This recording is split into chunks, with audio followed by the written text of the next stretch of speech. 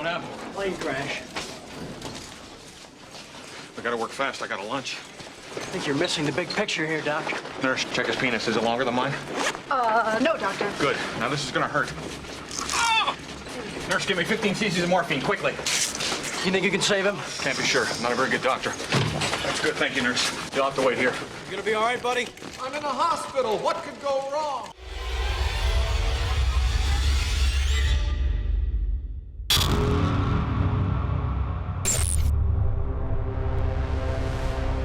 With patch 315, players will begin to see a new profession come online known as medical gameplay. Medical gameplay is going to completely change the way Star Citizen is going to work. This is by far one of the largest things that's going to change within Star Citizen for the foreseeable future. Because this particular profession, in my opinion, is going to actually touch you, the player, more than any other profession in the game. This will affect your gameplay time, your ability to engage and play Star Citizen, as well as starting to open Pandora's box with Death of a Spaceman.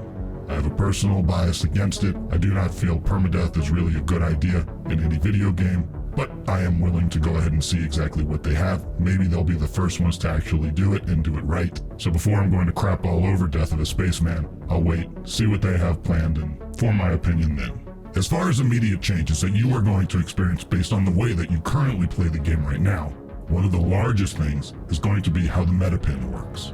The Medipen is not going to be something that is going to take you from 0% health all the way back to 100%. Use of the Medipen is going to change completely. Normally you would go ahead, take a serious injury, pop your Medipen, get right back into the action. This will change and I'm going to discuss it in a little bit. The next major thing that's going to change that a lot of people are used to is the Cutlass Red. Now whether or not this is going to go into full effect immediately or later, regardless, it's eventually going to come. I'm feeling that it's going to happen a little sooner rather than later, but we'll all hope and pray that it stays to where it's a respawn capable ship. The first new thing that you're going to want to know about is the health pools. Your ability to bleed out. Basically, your limbs are going to have health pools, and then you'll have a global health pool, your total health. Health pools for limbs will also start giving way into cybernetics, which they recently alluded to by showing us some new concept art regarding cybernetic limbs. Take enough damage in the leg, eventually your leg can just be damaged enough to the point where you're going to need a new leg, and then that will be replaced with an artificial cybernetic limb. As far as your global health pool, this is what is going to dictate death. Once you get to a point where your total health pool goes to 0 or over 0 by a set amount, at this point you're going to be considered in a down state. The down state is going to be similar to being unconscious, and at this point from what they've alluded to is that you're going to have 2 hours basically to go ahead and get recovered, brought to a designated hospital that you've selected, and that's going to provide you the tier 1 capabilities that you need in order to recover fully. If you do not want to wait the 2 hours, at this point you can go ahead and accept death, and then that's when your clone body will go ahead and take over. You're going to be able to die only so many times before your DNA gets degraded enough per clone, which at that point you can only recover so many times, in which you will run out of your, quote, lives. It's in this moment where Death of a Spaceman would kick in, and that's where you're going to have a lot of your stuff transferred over to your new character, and you make a new character. I don't want to really talk about Death of a Spaceman too much because that's a whole nother beast. I'd rather continue focusing on just what is incoming for us now. Say you're walking around on Daymar and all of a sudden somebody fires a size 10 torpedo at you and it hits you, boom, that's gonna just flagrantly go over your health pool, and at that point it's just death. You are atomized, you're dead, you're done, you're going to respawn as a clone. Recovery pins such as the Medipen or the upcoming Grey Cat attachments that are going to be more specialized for medical use, those will allow you to continue playing if you're only damaged to a set amount, so you can continue on with your friends, maybe complete a mission that you're on, and then just know at some point you have to get to a hospital to go ahead and fully recover. So these particular drugs, rather than now just healing you to full, are going to be just about buying you time. The next major thing to go ahead and note are going to be the different tiers of medical. Tier 1, Tier 2, and Tier 3. Tier 1 is going to be, say, your hospital, your Endeavor, and with the modularity that's going to be incoming with the RSI Apollo, you can upgrade to a Tier 1 medical bed, which is going to be able to take care of anything. Tier 1 is for basically critical near death. Tier 2 is going to be for a severe injury, and these will be found on, say, the Carrack or the 890 jump. For now, anyways.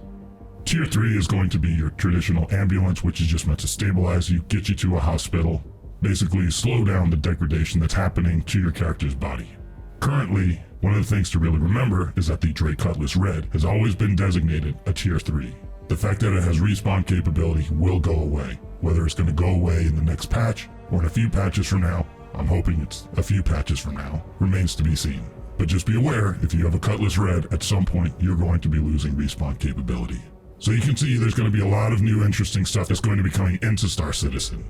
As I had said in previous videos, it took a while for even me to understand that Star Citizen is not your traditional video game. It is absolutely a simulator, which means it is a very, very slow-paced experience. Engagement is what you make of it, and that's it. And with medical gameplay and eventually death, it's going to slow down a lot more. Some people are really looking forward to this. A lot of people are not looking forward to this. But we'll have to see what they do. This is going to be the first iteration. I'm sure they're going to do some rebalancing to go ahead and speed some things up, slow some things down. Maybe something's going to be a little too overpowered.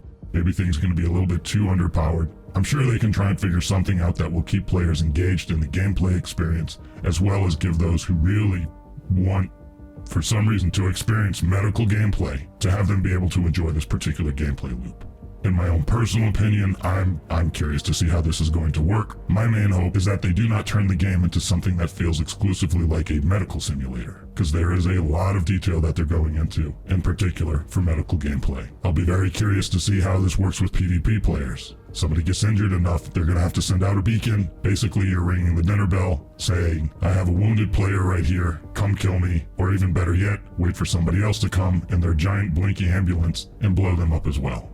There's going to be a lot of people that I'm sure just go ahead and take death because their gameplay availability is going to be hyper limited. You have a lot of people that work, have family lives. They scour for any little piece of free time and still sometimes can only come up with, say, an hour or two a week and elect to give that to Star Citizen for their enjoyment. Hopefully this won't slow them down too much and they themselves can still enjoy the game. My final opinion on this is that I am curious. I'm absolutely willing to see how this is going to go down. Let's see what they do.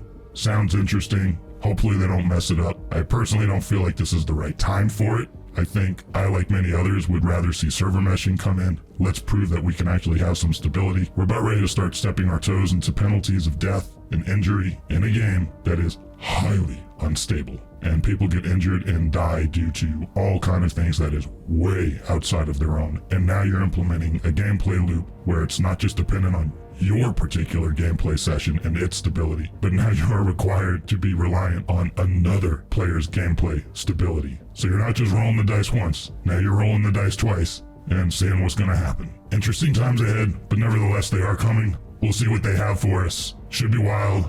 I'm curious to know your opinions. Are you excited about the new medical gameplay? Do you have doubts about the new medical gameplay? What are your thoughts on Death of a Spaceman? And if you enjoyed yourself, please like, comment, and subscribe. And I will see you on the next one. This is Gipsy Ronin, out. Attention citizens. Security forces have reason to believe members of Goon Squadron have breached corporate city defense protocols. Be aware.